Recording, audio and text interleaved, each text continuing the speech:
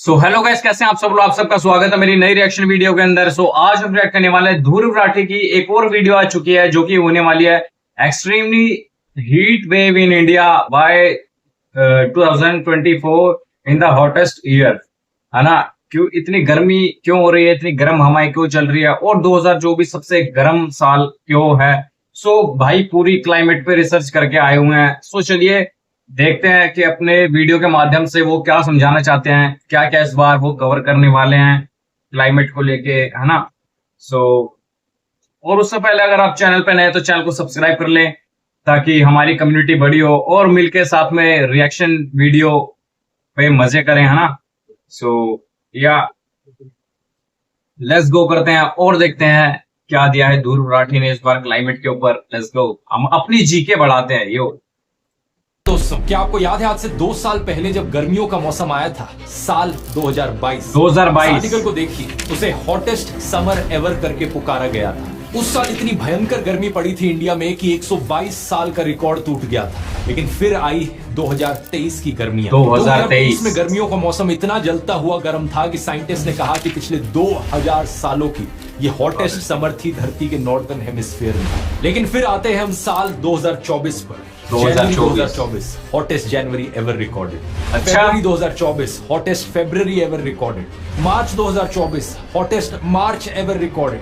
अप्रैल 2024 hottest month ever recorded. पिछले 11 महीने दोस्तों धरती पर रिकॉर्ड ब्रेकिंग रहे हैं गर्मी के मामले में। आज पिछले कुछ दिनों से मैं भी यही सोच रहा था कि यार गर्मी ऐसी पड़ रही है कि गर्मी से मतलब गर्मी तो झिलती है लेकिन जो एक जलने वाली होती है ना, स्किन जलने वाली। क्योंकि काफी टाइम मतलब जॉब करता हूं मैं, जब लंच टाइम में निकलता हूं तो ऐसा लगता है कि भाई जैसे स्किन जल रही है। गर्मी एक अलग चीज है लेकिन जो सीधा धूप है ना एकदम स्किन जला रही है। भाई भी कुछ रिसर्च करके आए हैं ऐसी। अप्रैल 2024 हॉटेस्ट मंथ एवर रिकॉर्डेड। पिछले 11 महीने दोस्तों धरती पर रिकॉर्ड ब्रेकिंग रहे हैं गर्मी के मामले में। आज जिस तपती गर्मी को आप सह रहे हो ये नॉर्मल नहीं है और आप अकेले भी नहीं हो। पिछले महीने साउथ इंडिया में और पूरे ही साउथ ईस्ट एशिया में ऐसी रिकॉर्ड ब्रेकिंग हीट वेव देखी गई। वियतनाम, सिंगापुर, मलेशिया, इंडोनेशिया हर जगह ऐसे ही अनबेरेबल टेम्परेचर्स देखे गए। फिलीपींस में हीट इंडेक्स 53 डिग्री सेल्सियस तक क्रॉस कर गया था। उत्तराखंड में फॉरेस्ट फायर्स देखने को मिली। मई के पहले हफ्ते में ओडिशा, छत्तीसगढ़, मध्य प्रदेश और झारखंड में भी फॉरेस्ट फायर्स देखी गई। देश भर में हीट वेव्स की वार्निंग दी जा रही है, यहाँ तक कि केरला जैसी जगहों पर भी जहाँ आमतौर पर हीट वेव्स नहीं रिकॉर्ड होती। और अब नॉर्थ इंडिया में 46 डिग्री सेल्सियस से ज्यादा के टेम्परेचर्स देखे जा रहे हैं। सीधा कारण इस सब के पीछे है ग्लोबल वार्मिंग और क्लाइमेट चेंज। लेकिन क्या ये इकलौता कारण है? नहीं।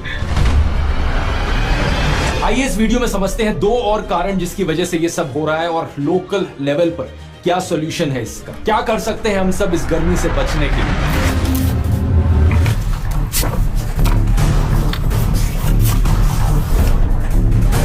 पहले तो हमें यह समझना होगा दोस्तों कि इस तरीके के एक्सट्रीम वेदर इवेंट्स सिर्फ इंडिया या साउथ ईस्ट एशिया में ही नहीं बल्कि धरती के कोने कोने में देखने को मिल रहे हैं। इसी महीने साउथ अमेरिका में क्या हुआ, देखिए खबर को। At least 83 people are dead after days of heavy rain in southern Brazil and more than 100 are missing. Another 122,000 people have been displaced by floods. Brazil में इतने भयानक फ्लड्स आए कि 1.5 लाख से ज्यादा लोग डिस्प्लेस हो गए। पूरे के पूरे शहर पानी के अंदर डूब गए। साउथ अफ्रीका में क्या हो रहा है, भयंकर ड्राउट की सिचुएशन देखने को मिल रही है। The Southern African region is experiencing a severe drought with many families unable to cater for their daily needs like food. Just spoke with some of the elders from the community, and the last time they can remember this type of drought is 1947. So this is not a normal circumstance. ऐसा drought जो पिछले कई दशकों में नहीं आया है, इसलिए कई सदर्न अफ्रीकन कंट्रीज ने। भाई इंडिया ही एक ऐसा नहीं है जिसके अंदर इतनी तकलीफ है। बाकी कंट्रीज के अंदर भी मतलब न्यूज नहीं देखते हम, वो एक अलग चीज है। बाकी हर कंट्री के अंदर कुछ ना कहीं भूख की है, कहीं प्यास की है ना। तो भाई कहीं बहुत ज्यादा गर्मी है, कहीं जंगलों में आग लग रही है, कहीं बाढ़ आ रही है ना। बीच में दुबई के अंदर भी क्या हाल हुआ था। हर जगह यही हाल है भाई, कुछ ना कुछ। This type of drought is 1947.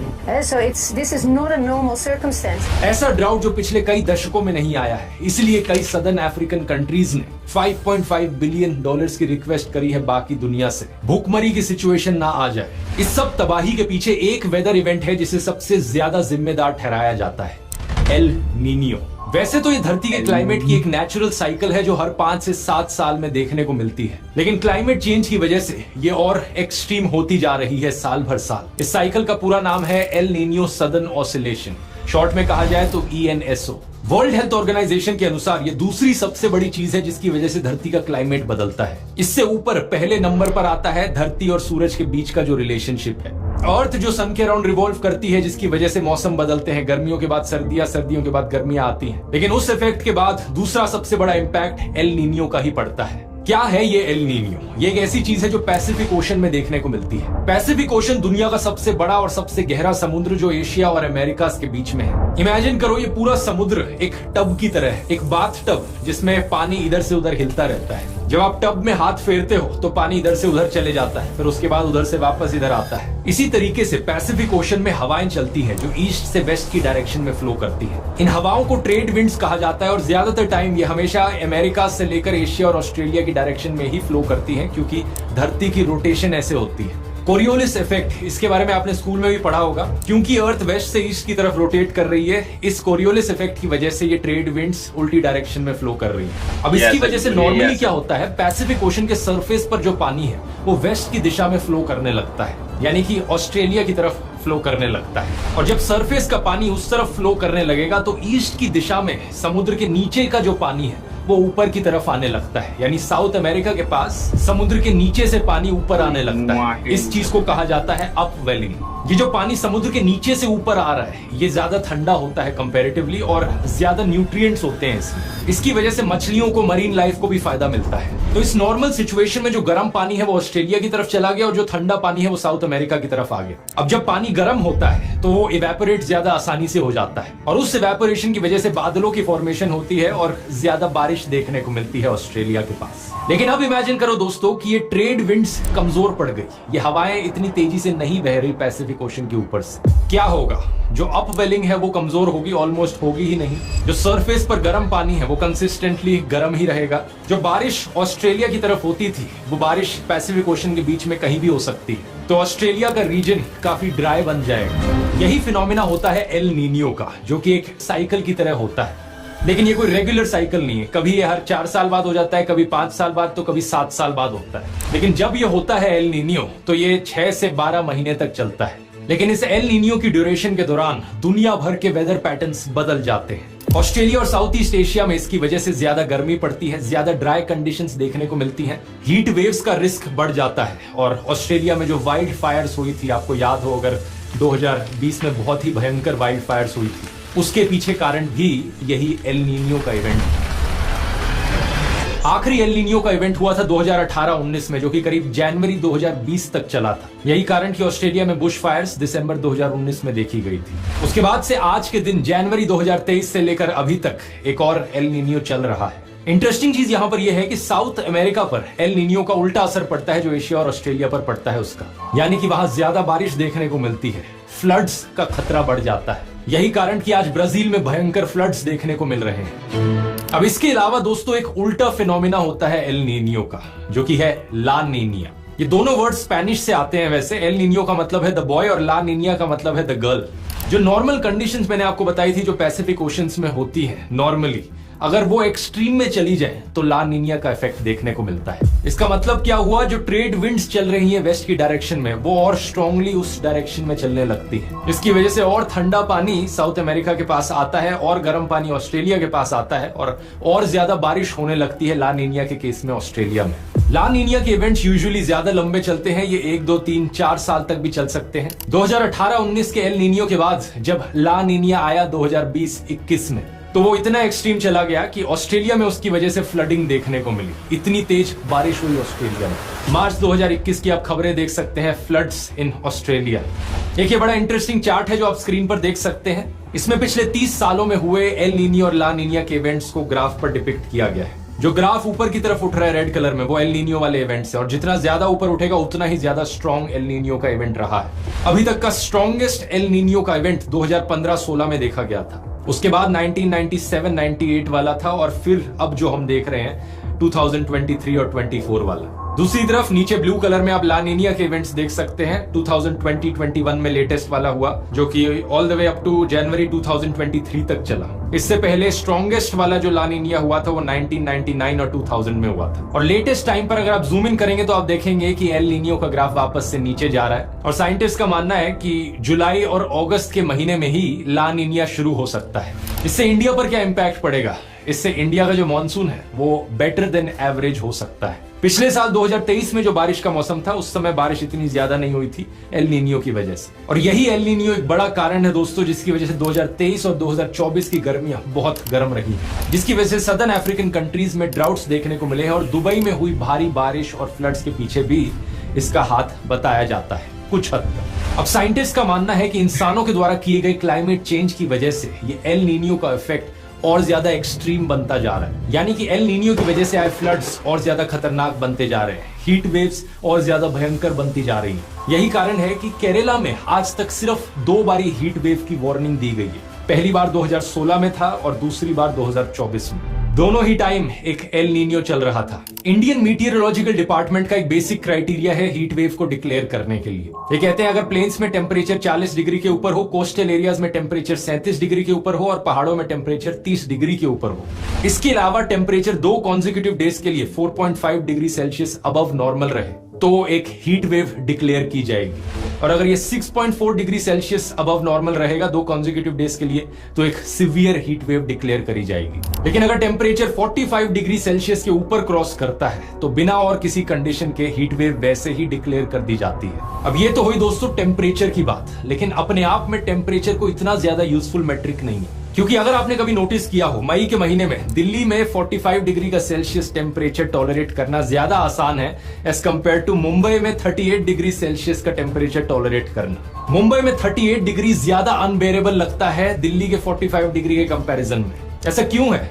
ऐसा है ह्यूमिडिटी की वजह से। जितनी ज्यादा ह्यूमिडिटी होती है हवा में उतना ज्यादा गर्म टेम्परेचर्स को टॉलरेट करना मुश्किल होते जाता है। ह्यूमिडिटी होती क्या चीज है वैसे? रिलेटिव ह्यूमिडिटी का मतलब है कि हवा एक पर्टिकुलर टेम्परेचर पर कितना मॉइस्चर होल्ड कर सकती है। 100% रिलेटिव ह्यूमिडिटी का मतलब है कि एक सर्टेन टेम्परेचर पर हवा कंप्लीटली सैचुरेट हो चुकी है, जितना मॉइस्चर वो होल्ड कर सकती है उतना कर रही है, उससे ज्यादा नहीं कर पाएगी। ये चीज वैसे आपने स्कूल में भी पढ़ी होगी। और स्कूल से याद आया दोस्तों, आपकी पढ़ाई में मदद करने के लिए एक बहुत ही बढ़िया AI की ऐप है। चैप्टर वाइज साइंस मैथ्स के किया जा सकता है, PDF चैट और लिख सकते हैं। लेकिन चैट जी ज्यादा गर्म हवा दोनों की रिलेटिव उतनी ही ज्यादा इसकी कैपेसिटी बढ़ जाती है मॉइस्चर होल्ड करने की। गर्म हवा में ज्यादा मॉइस्चर होल्ड किया जा सकता है एज कंपेयर टू ठंडी हवा में। इसका मतलब है कि अगर ठंडी हवा और गर्म हवा दोनों की रिलेटिव ह्यूमिडिटी 100% है, गर्म हवा में ज्यादा मॉइस्चर होगा। और जितनी ज्यादा ह्यूमिडिटी बढ़ती है उतना ही मुश्किल होता जाता है हमारी बॉडी के लिए पसीनों को इवेपोरेट करना।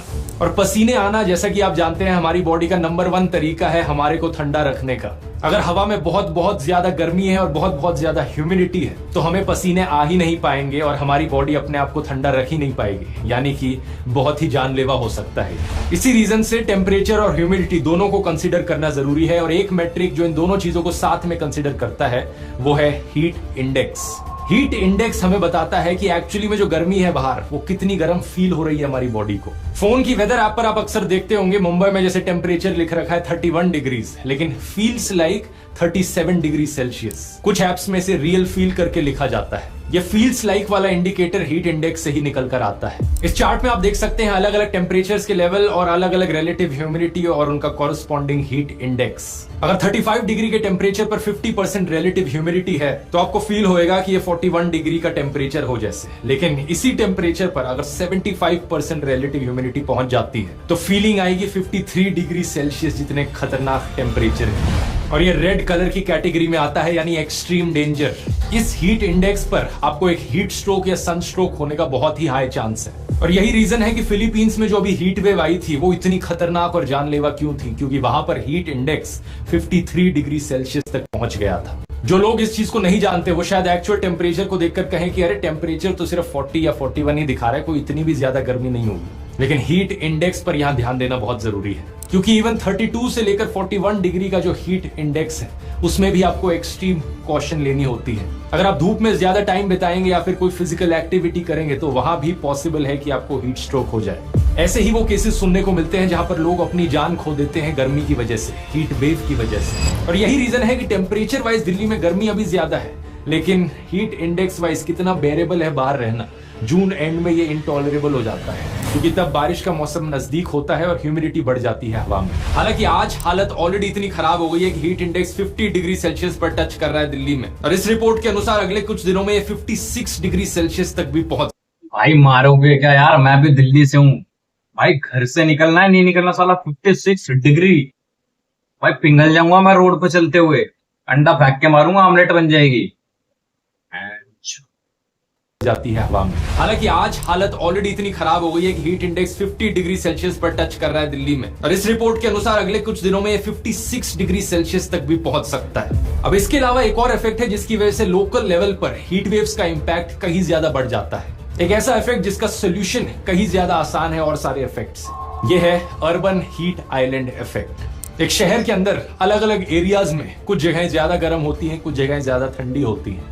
ये चीज आपने भी नोटिस करी होगी, जहां ज्यादा पेड़ लगे होते हैं पार्क में या कहीं भी और, वहां का टेम्परेचर रिलेटिवली थोड़ा सा ज्यादा कंफर्टेबल रहता है बाकी एरियाज के कंपैरिजन में। और जिन एरियाज में सिर्फ बड़ी बड़ी बिल्डिंग है कॉन्क्रीट की, ग्लास की लंबी लंबी बिल्डिंगें लगी हुई हैं, 8-8 लेन के हाईवेज बने हुए हैं, एसफॉल्ट बिछा हुआ है, ये जगहें कुछ ज्यादा ही गर्म रहती हैं। इन जगहों को अर्बन हीट आइलैंड्स कहा जाता है, और एक बड़ा सिंपल रीजन है इसके पीछे। बिल्डिंगों में लगा हुआ ग्लास, बिल्डिंगों में लगा हुआ कंक्रीट, सड़कों पर बिछा हुआ एस्फाल्ट, ये सारी चीजें हीट को एब्जॉर्ब करती हैं, सनलाइट को एब्जॉर्ब करती हैं। और एक शहर में जब बहुत सारा कंक्रीट एक साथ इकट्ठा हो, वहां प्रॉपर वेंटिलेशन भी नहीं होती, हवा की सर्कुलेशन भी नहीं होती, तो होता क्या है, पूरे दिन भर गर्मी में सारी हीट अब्सॉर्ब होती रहती है, हवा चलती नहीं ज्यादा, और रात में जो हीट अब्सॉर्ब हुई है वो बाहर निकल कर आती है। इस इफेक्ट पर दिल्ली में एक स्टडी करी गई थी जिसने पाया कि जिन जगहों पर ये अर्बन हीट आइलैंड इफेक्ट देखने को मिल रहा है, जैसे कि कनॉट प्लेस, सीताराम बाजार, भिखाजी कामा प्लेस, ये जगहें 3 से 8 डिग्री सेल्सियस ज्यादा गर्म थी एज कम्पेयर टू वो जगहें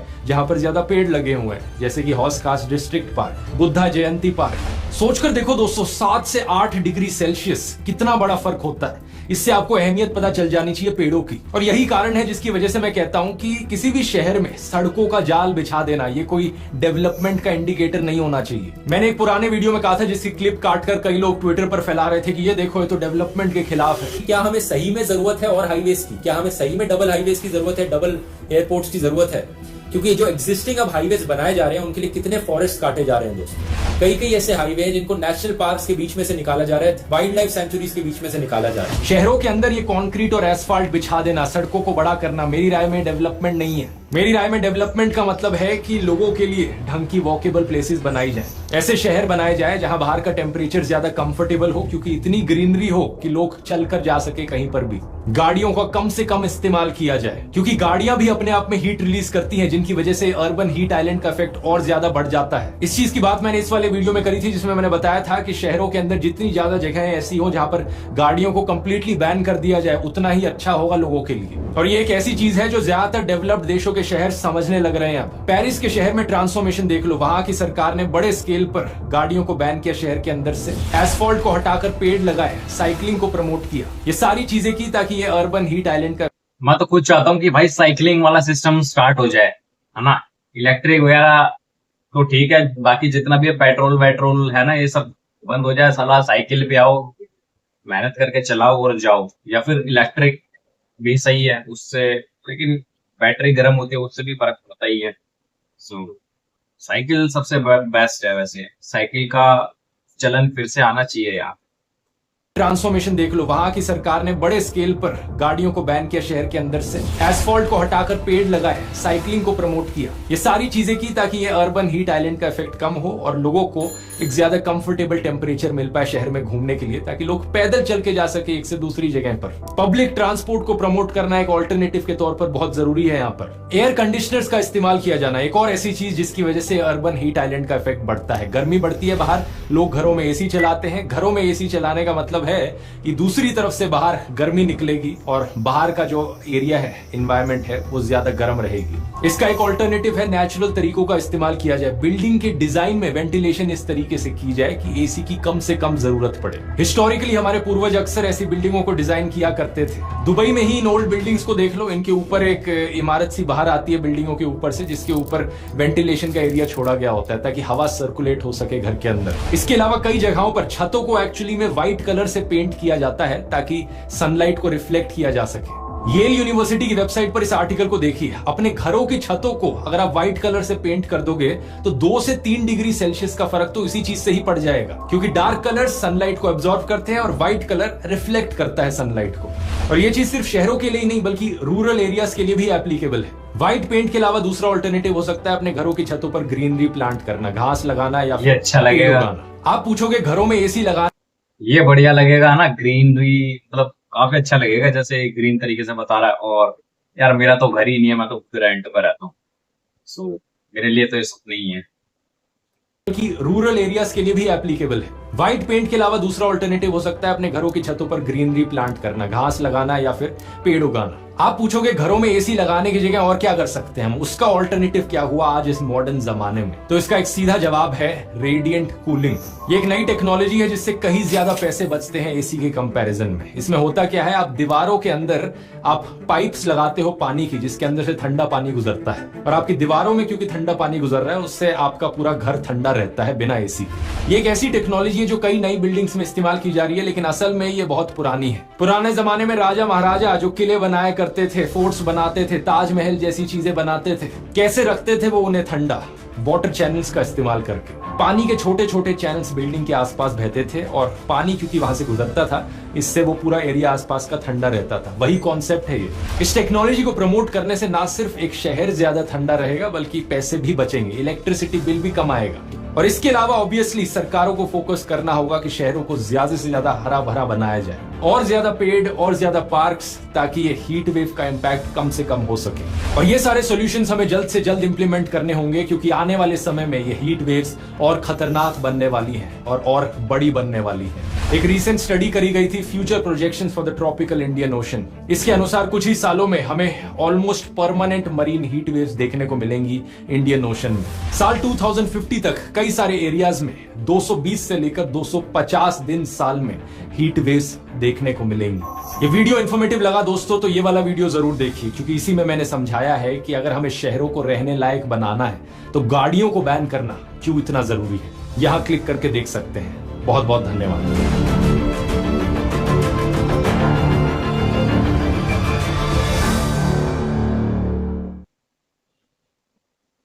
रिएक्शन वीडियो होती है कंप्लीट, और भाई काफी बढ़िया नॉलेजेबल वीडियो थी।